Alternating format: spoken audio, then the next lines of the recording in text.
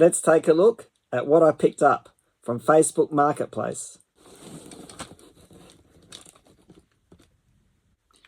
These are in no particular order. I know I'm covering about 3 or 4 decades here. This is Life, 17th studio album by Canadian-American musician Neil Young and his American backing band Crazy Horse. And it's Young's last release on the Geffen label. I have some of these CDs in my CD library already. This one is Time Out of Mind, 13th studio album by Bob Dylan, released in 1997. And here we have one of the reasons why I bought this collection of Facebook Marketplace. This is Can't Buy a Thrill, debut studio album by American rock band Steely Dan, released in 1972. It was written by band members Walter Becker and Donald Fagen. Reeling in the Years has been one of my father's favourite songs. He had it on a 45 way back when, which I still have. Great addition to the CD library. Feet's Don't Fail Me Now is the 4th studio album by the American rock band Little Feat, released in 1974 on the Warner Brothers label. Another one that I didn't have in the collection. I didn't have this one either. The Wild, the Innocent, and the E Street Shuffle, 2nd studio album by American rock singer and songwriter Bruce Springsteen. It was recorded by Springsteen with the E Street Band at 914 Sound Studios in New York and released in 1973. Thick as a Brick by Jethro Tull. I do already have this album, but this one is a 1997 re-release. It has a live version of Thick as a Brick and also has an interview.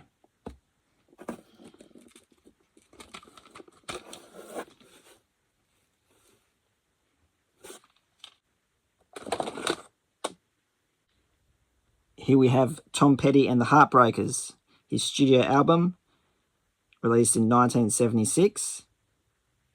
The album was recorded and mixed at the Shelter Studio in Hollywood, California. We've got singles like Breakdown and American Girl on this one. Not too sure if I have this one in my library. I know I have this one. This is Deep Purple, Machine Head from 1972. This is a really clean copy of it.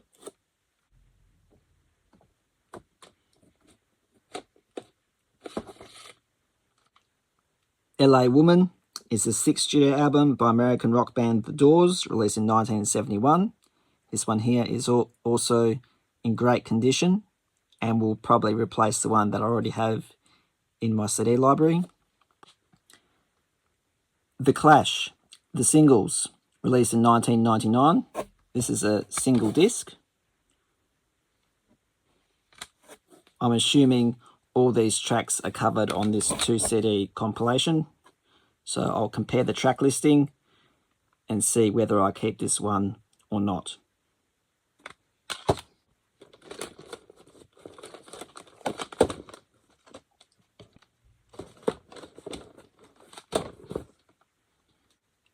Lynyrd Skynyrd, a retrospective.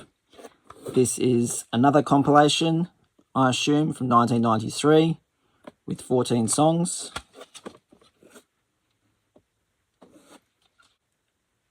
Black Sabbath, Greatest Hits from 2009. I know I already have this one in my library. Another reason why I bought this collection was because of this album. This is America, debut studio album, released in 1972. It was initially released without A Horse with No Name, which was released as a single in Europe in late 1971 and in the US in 1972. When A Horse with No Name became a worldwide hit in early 1972, the album was re-released with that track. And being a CD version, it's going to have the song on here. Pink Floyd's Medal from 1971.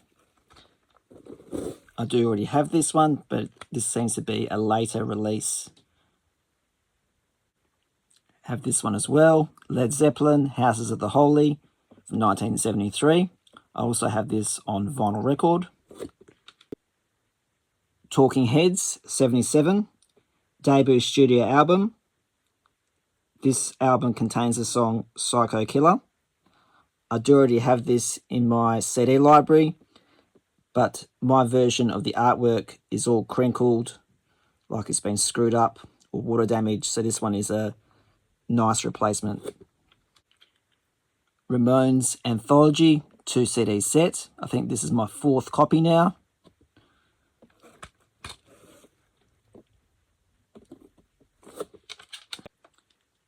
Dragon is a New Zealand rock band which formed in Auckland in 1972. This is a 3 CD set with 9 songs on each CD, and most of these tracks feature on their 1970s albums, and they're just shuffled amongst volume 1, 2 and 3. Not the most ideal way to have it, but they're a great New Zealand rock band.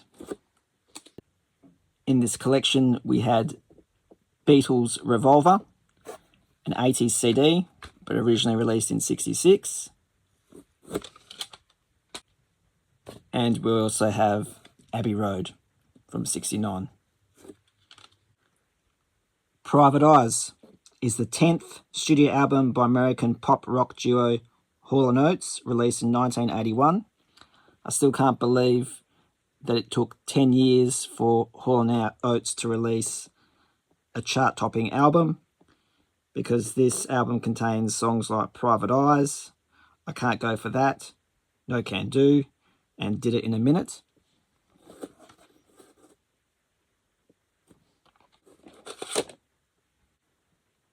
Beauty and Sadness.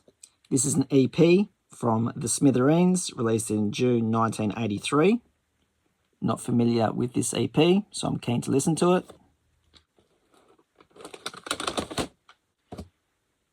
Midnight at the Lost and Found is the 3rd studio album by Meatloaf, released in April 1983. This would be the final Meatloaf release under Epic Records until The Very Best of Meatloaf from 1998. Singles are If You Really Want To and Razor's Edge. Keen to listen to this. Another Page is Christopher Cross's 2nd studio album, recorded in 1982 and released in 1983. It was not as commercially successful as its predecessor. Singles such as All Right and No Time for Talk, Think of Laura. This one's great because it's on the Target label. Max Q was a short-lived Australian band formed in 1989. The band was a collaboration between Michael Hutchinson's of INXS and Ollie Olsen. I do already have a copy of this in my library. Very good album. Queen, The Works from 1984. We get singles like Radio Gaga and others. Already have this one as well. Another reason why I bought this collection is because it has this self-titled album, Heart. 8th studio album, released in 1985. The album continued the band's transition into mainstream rock. And the reason why I wanted it was because I was missing the front cover of my version. So I do have the back cover, but I was missing the front for all these years. And because I never go online and buy CDs, I know I'll always find it in the end. It doesn't matter how long I have to wait to find a replacement, and in the grand scheme of things, it doesn't really matter. They're only physical media, it's only CDs, but it was a nice surprise to finally find the cover for this great Heart album.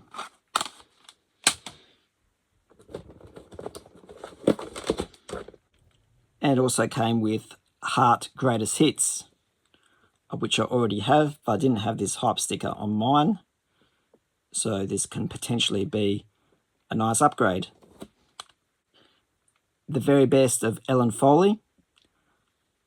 I have heard her music before and I don't like her voice, but I'll give this another listen, and I know I won't like it, but it's in this collection. This was a nice surprise. This is Sam Brown, April Moon, her second studio album, released in 1990. I see her first at thrift stores everywhere. Her first album called Stop. It is at every thrift store I visit, but I've never seen her second album. So nice to have it in this box. The one and only compilation. This one's a nice one. I'm going to add it to my compilation video in the near future. This is Punk, covering the 77 Revolution, Hardcore and British Second Wave, and Roots and Rarities. And I'll show this in more detail in my compilation videos.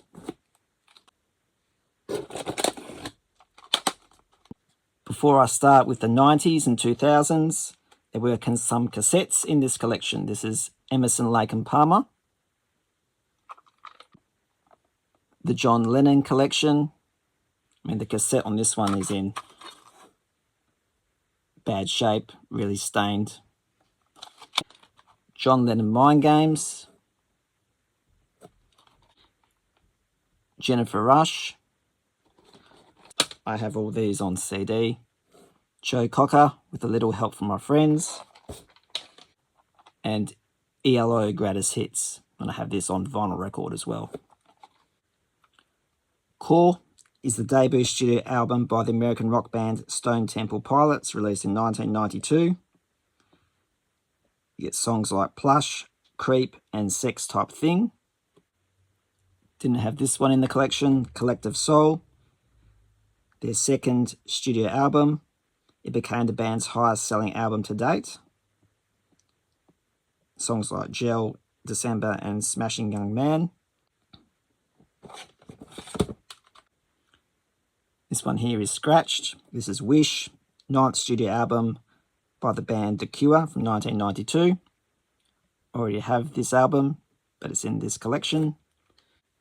Not many Australian bands in this collection, but here's one. Crank, sixth studio album by the Hoodoo Gurus, released in 1994. This album contains the song The Right Time. Another Aussie band, Divinals, The Collection from 1993. Already have this one.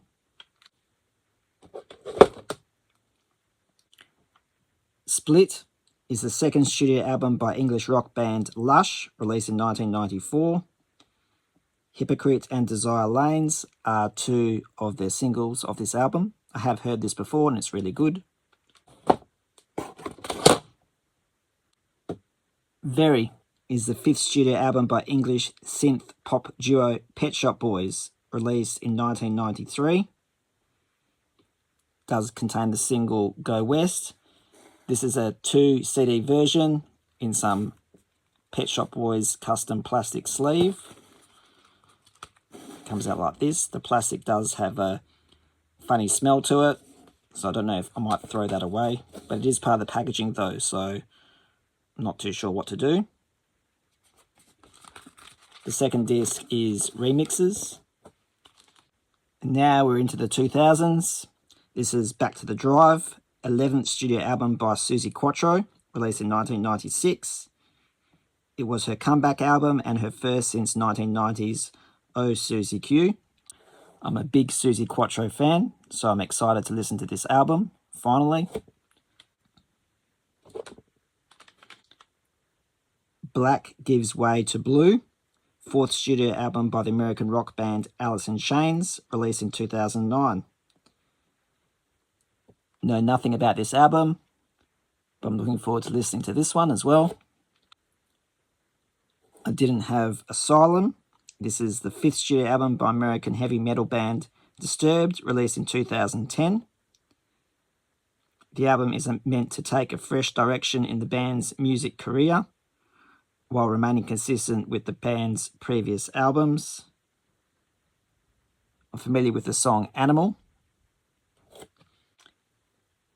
Matchbox 20 EP from 2003.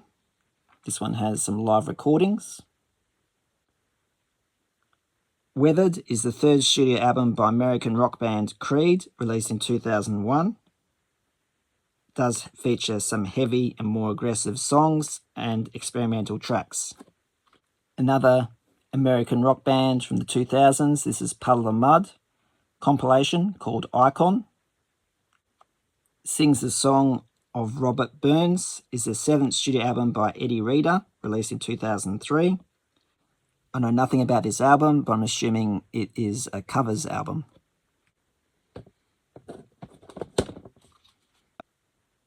Endless Wire is the 11th studio album by English rock band The Who, released in 2006. It was their first new studio album of original material in 24 years. I haven't heard very positive things about this album. This is a 2 CD version.